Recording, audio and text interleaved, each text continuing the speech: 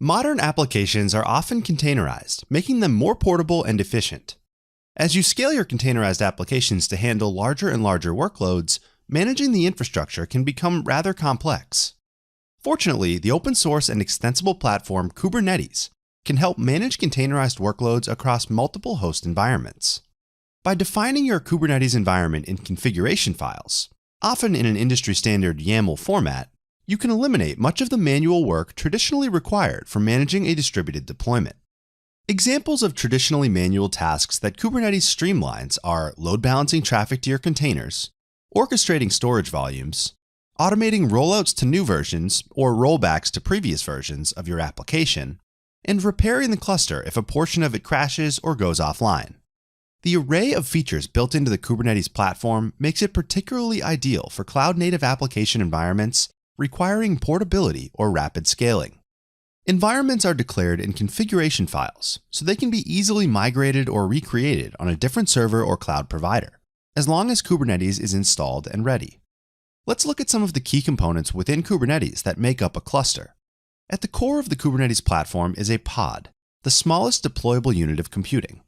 A pod is a group of one or more containers defined by a specification detailing how those containers will run. Containers within the same pod share network and storage resources. Think of the pod as a logical host for its containers. These pods run on nodes in your Kubernetes cluster. Nodes can be virtual or physical machines depending on what type of cluster you are using. Within every node in a Kubernetes cluster are a few common components. First, a node needs a container runtime responsible for running individual containers, for instance, Docker. Next, a kubelet agent ensures containers are running in pods as defined in your specifications. A node also has a kubeproxy network proxy that maintains networking rules and allows communications to and from your pods. Nodes essentially run the containerized components of your applications. In addition to nodes, a Kubernetes cluster has a control plane that serves as the central layer for managing nodes and pods in the cluster. Components in the control plane make global decisions about the cluster based on the definitions you provide.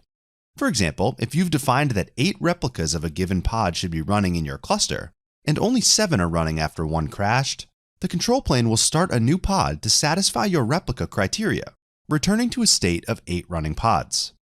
All of these features combined make Kubernetes a cohesive, portable, extensible, and automated platform for managing your containerized applications with declarative configuration.